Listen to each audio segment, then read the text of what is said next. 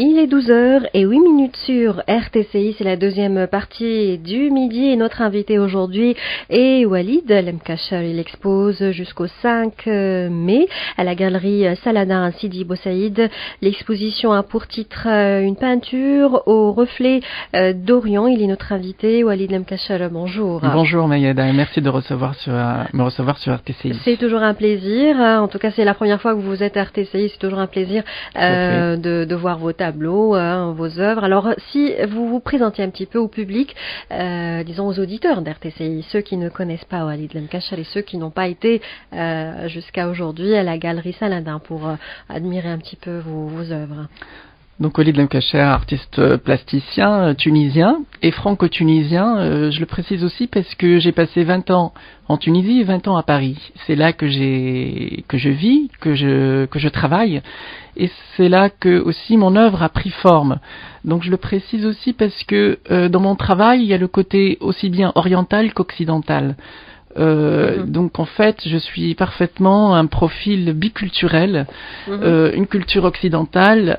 Le fruit d'une culture occidentale et orientale, orientale par les racines, occidentale par le sol, là où j'habite et donc je travaille. D'accord, donc vous êtes un Méditerranéen par excellence et vous réunissez les deux rives, on va dire, de la Méditerranée, aussi bien le sud que le nord, et ça se sent à travers vos œuvres. On va en venir justement à votre exposition et puis à votre à la peinture que vous faites. Mais qu'est-ce qui vous a amené au monde de la peinture? Alors comment est-ce que ça a commencé? Parlez-nous un petit peu de votre parcours. Alors la peinture, moi en fait, ça n'a jamais été une découverte. Petit, déjà à l'âge de 5 ans, j'avais une conscience de mes qualités artistiques. C'est-à-dire que même ma mère a gardé de moi des enregistrements où je chantais, par exemple. Mais par ailleurs, j'étais constamment en train de dessiner, de reproduire des petits dessins. J'avais une grande passion pour les crayons de couleur, pour les pinceaux, l'odeur de la gouache. Et je me souviens encore de mon premier cours d'art plastique à Nazareth. C'était une école à l'époque des années 70.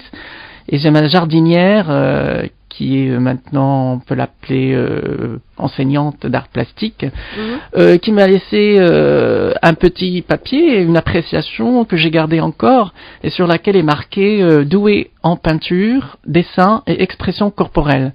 Donc en fait, c'était une évidence des petits que j'allais me diriger vers les arts plastiques. C'est plus qu'une passion, c'est une vocation, c'est une vie. D'accord, et est-ce que vous avez suivi un cursus classique de formation Oui, un cursus à l'Institut supérieur des beaux-arts de Tunis, pour une maîtrise en sciences et techniques des arts en art graphique.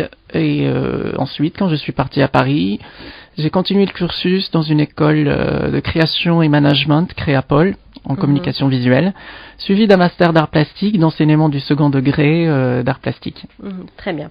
Alors votre peinture, vous la définissez comment?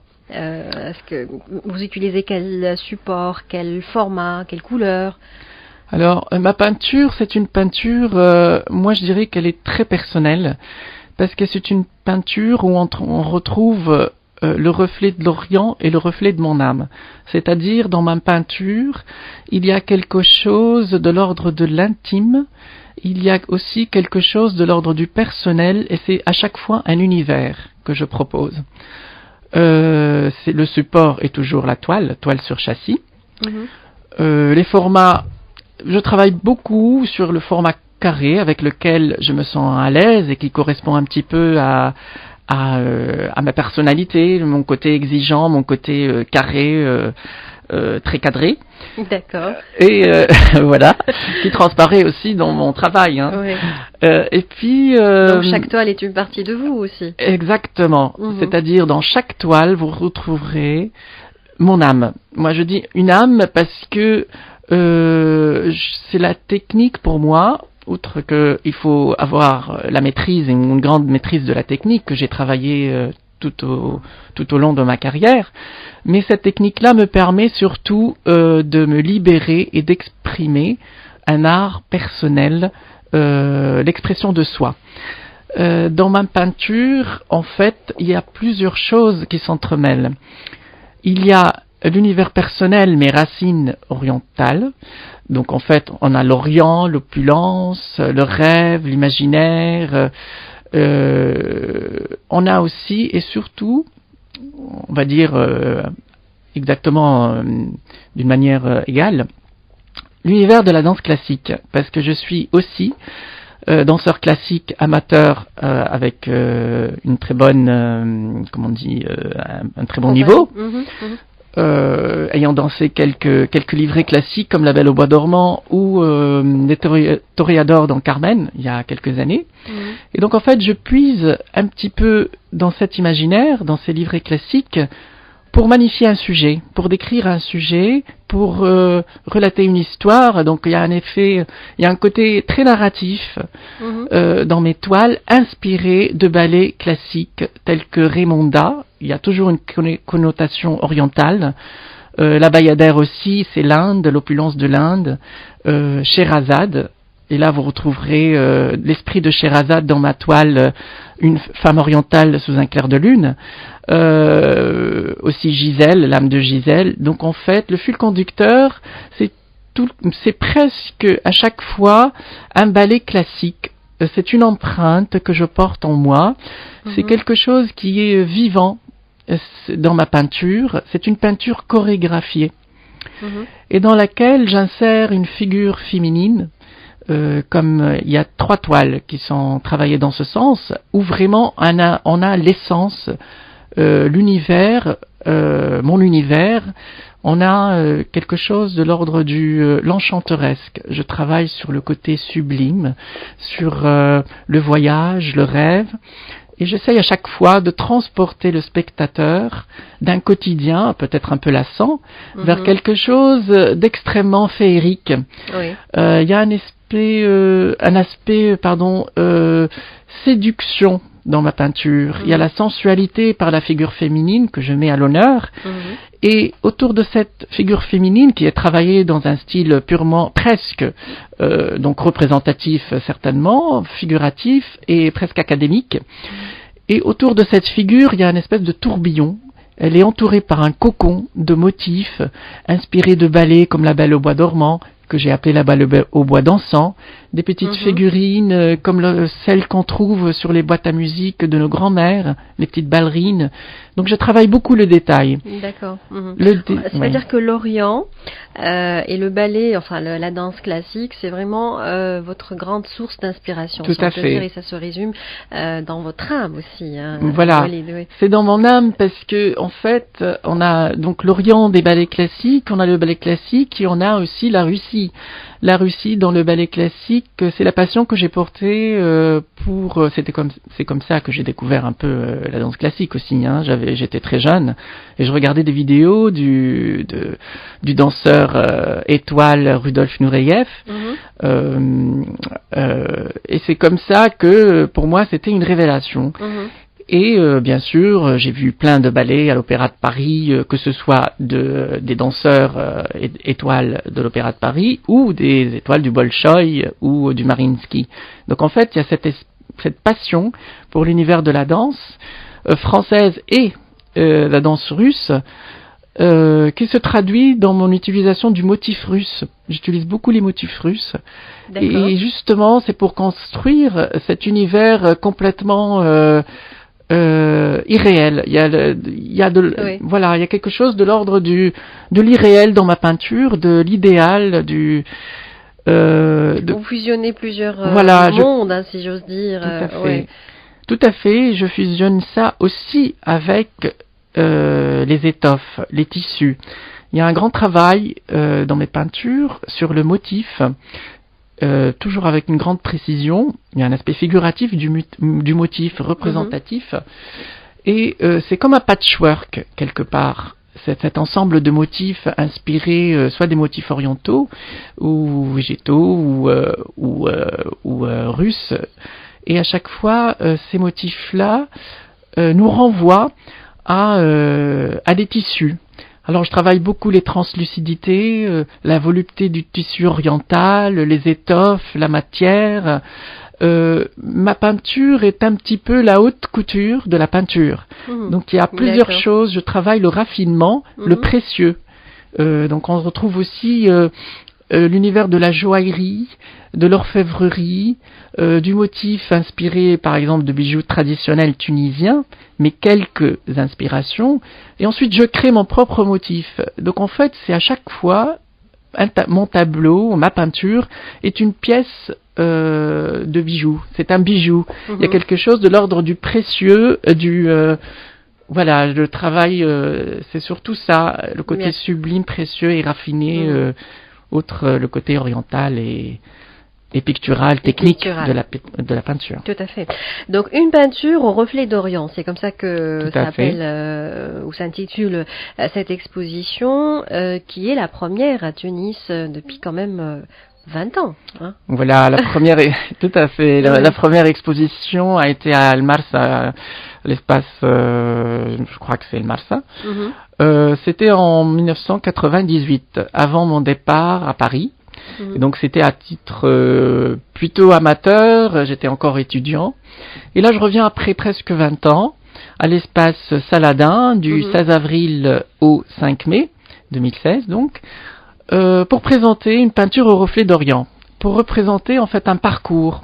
Dans ma peinture, on retrouve aussi bien l'aspect figuratif que une peinture abstraite ou une peinture académique, comme le fantôme, l'apparition du fantôme de Gisèle. Donc en fait, je présente un peu une panoplie de quelque chose, d'un parcours à travers le temps, d'un passage, d'une évolution dans ma peinture, d'une période à une autre. Donc je voulais que dans cette peinture, on puisse avoir comme un compte-rendu, comme une vision globale d'un savoir-faire et d'une âme, de tout ce que je porte en moi dans ma peinture et tout ce qui me représente quelque part.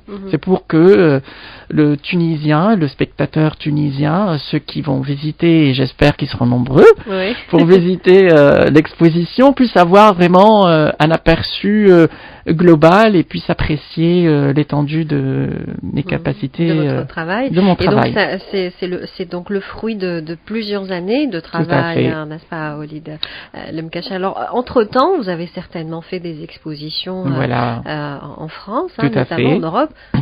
Alors j'ai exposé très souvent à Paris. J'ai une cotation à Richelieu de Rouault. C'est les ventes aux enchères pour les jeunes créations contemporaines.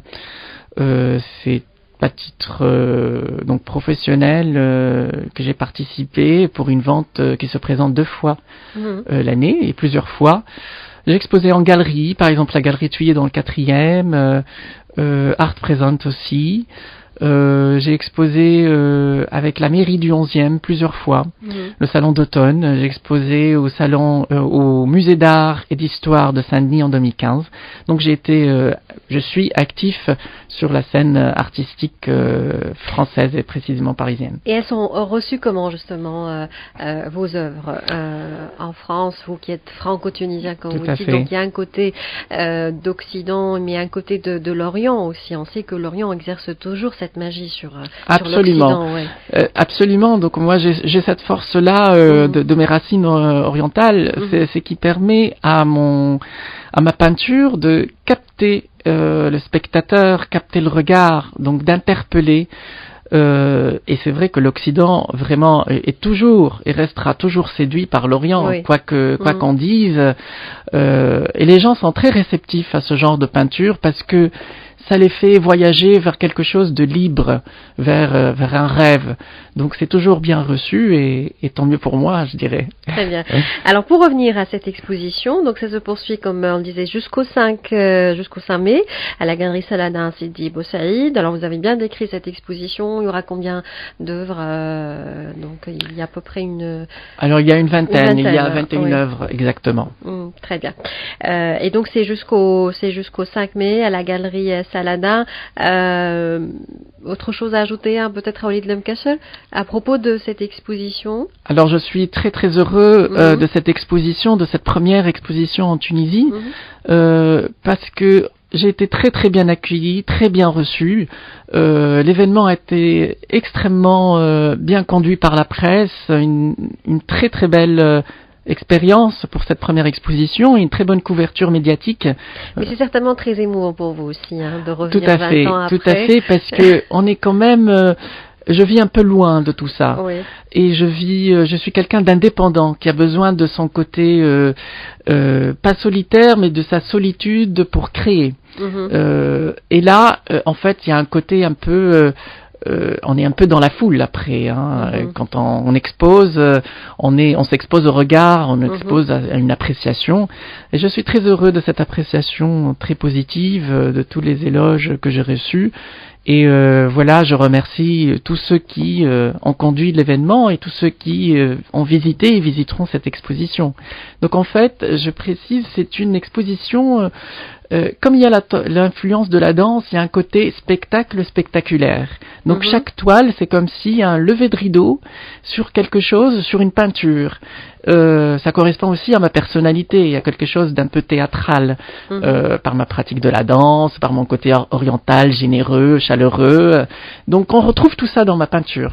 Très bien. Une mise en scène. Voilà, en tout cas, voilà l'appel et l'invitation est lancée aux auditeurs, à ceux qui n'ont pas encore visité la galerie Saladin. C'est à Sidi Bou Saïd et donc là l'exposition s'intitule Une peinture au reflet d'Orient. Ça se poursuit jusqu'au 5 mai. Walid Mkacher, merci beaucoup. Merci à vous. Vous avez d'autres expériences artistiques et nous aurons certainement d'autres occasions pour en parler. Merci beaucoup, je vous remercie. De la danse classique. Merci beaucoup. Voilà un artiste complet. Merci de m'avoir reçu sur RTCI.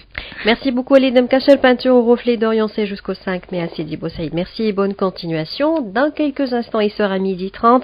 Éco-Talk vous sera proposé sur RTCI par Bachir Shrif comme tous les mercredis. Restez avec nous.